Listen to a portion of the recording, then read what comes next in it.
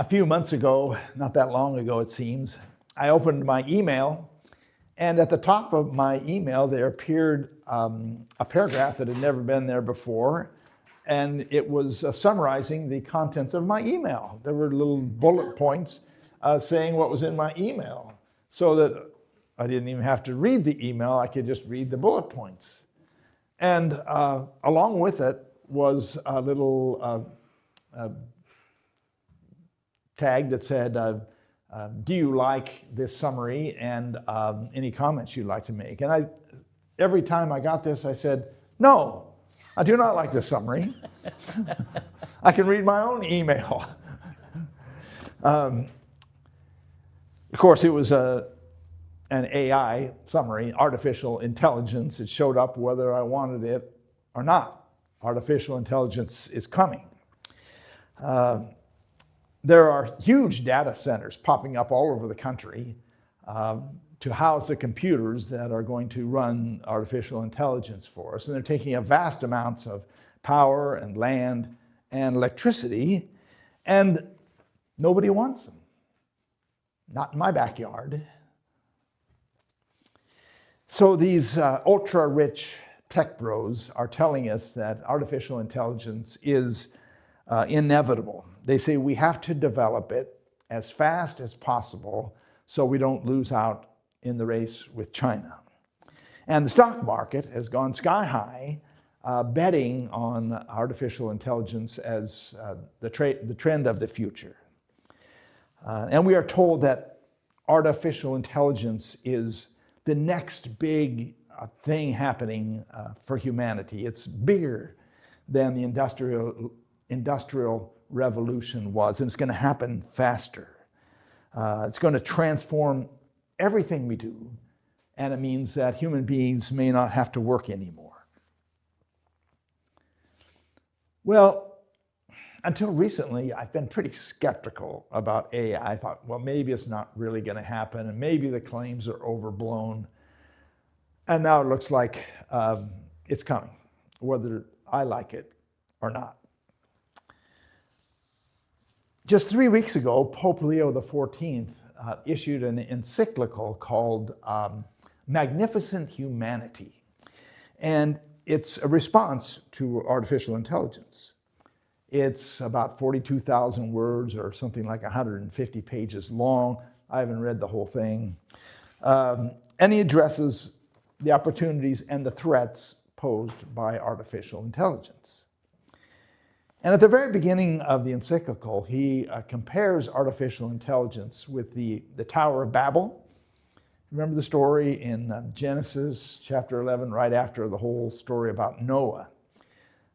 People were on the earth, and they were growing, and they all had one language. And they all got together to build the tower. And this tower they wanted to build was going to go up to heaven. In other words, to reach God.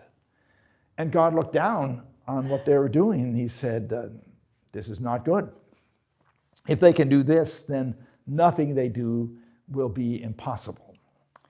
So God confused the languages of the people so that every tribe had a different language, and they abandoned the project and they scattered out upon the earth. Very interesting story. And Pope Leo said that the Tower of Babel was an attempt to use a single language, a single technology, and a single purpose to create something without any reference to God, just a monument to human progress and human pride. And it was doomed to fail. So the major point that the Pope makes in his encyclical is that every human being is made in the image of God. Every human being has equal dignity and worth, and every human being should be able to share in the benefits of society, no matter what their social status is. And the Pope points out that artificial intelligence can be used for good. It can lead to great advances in medical science and scientific research. It can make people more productive in millions of ways and increase the efficiency of all our work, can create huge amounts of wealth, give us all kinds of new tools that we never had before, and it may allow people to work less or maybe not work at all. So there are potential benefits to artificial intelligence, but at the same time, it brings great risks and drawbacks. For one thing, those data centers are sucking up huge amounts of water and electricity and land, and AI has been built by extracting the creative labor of millions of people who have put their work up on the internet. It's intellectual theft. A couple of weeks ago, the commencement speaker at the University of Arizona was Eric Schmidt, the former CEO of Google.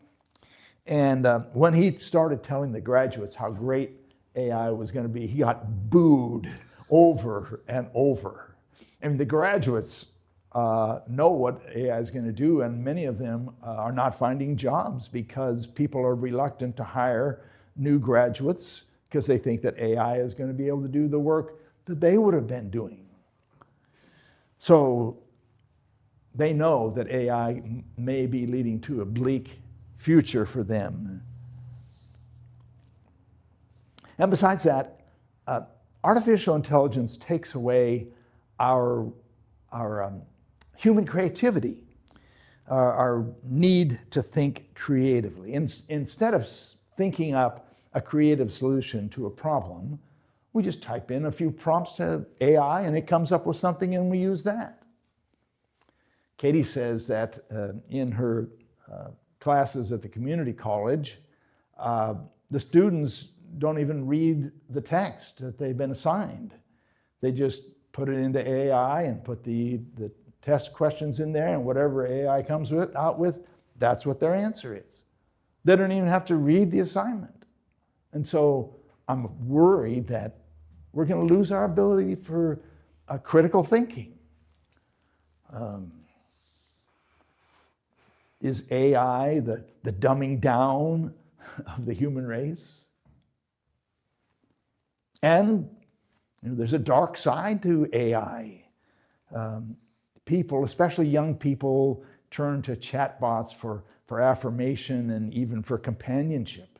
And just instead of reaching out to people, reach out to AI, and just makes us lonelier and lonelier.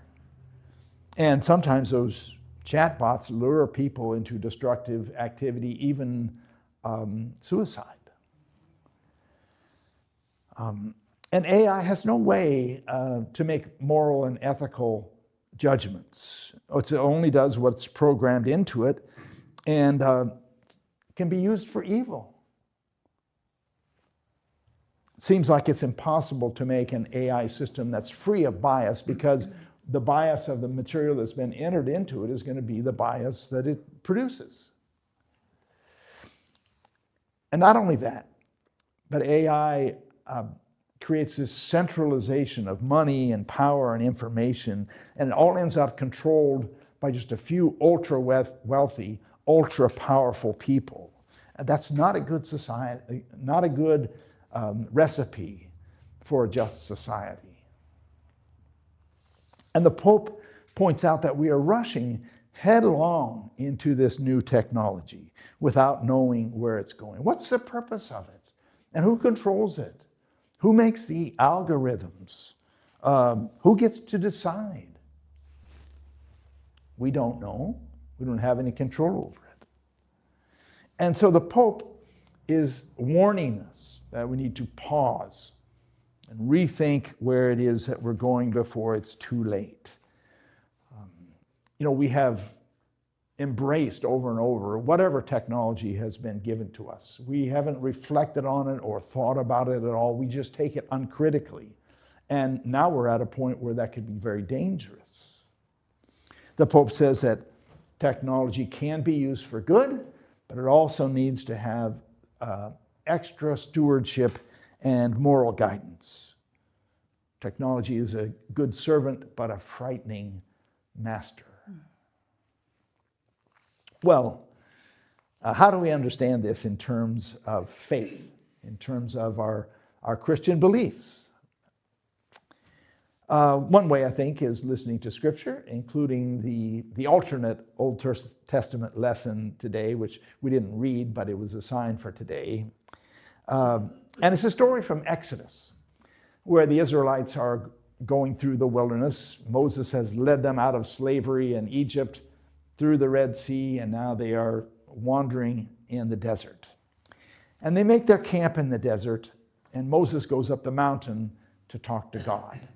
And God says, I brought you out of Egypt and bore you up on eagle's wings. And now if you obey my voice, I will make you my treasured possession, and you will be for me a priestly kingdom and a holy nation. So what God is doing is making a covenant with Israel. You know, if you obey me, then you will be my special people, my chosen people, a priestly kingdom and a holy nation. Now, a priest is someone who intercedes before God for someone else. So a priestly kingdom is a nation that exists not for its own sake, but for the sake of someone else. So Israel is blessed so that it can be a blessing for others. So when God blesses us, it's not for our sake, but it's so that we can be a blessing for someone else. We're blessed so that we can be a blessing. So if AI is going to be developed, we need to make sure that it's not just something for the rich and the powerful and the wealthy, but it should be a blessing for all humankind. The benefits of AI should be shared with everyone. Well, Pope Leo didn't try to have all the answers in his encyclical. He just tried to point out that we need to slow down. You know, let's think about the implications of AI. Let's look before we leap. Seems to me that AI is like a big box that your crazy uncle brought home from Australia when he went on his vacation.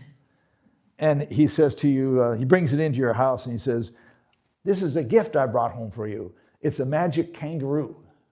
And it's going to do everything you need it to do. It'll wash your dishes. It'll vacuum your floors and make your beds. It'll even do your taxes. Do anything you want. You look and the box is thumping around like there's really a kangaroo in there. And you say, yeah, but what about our house? This kangaroo is going to destroy our house. And he says, oh, no. Take my word for it. It's not going to hurt anything. The question is, are we going to open the box? Mm-hmm.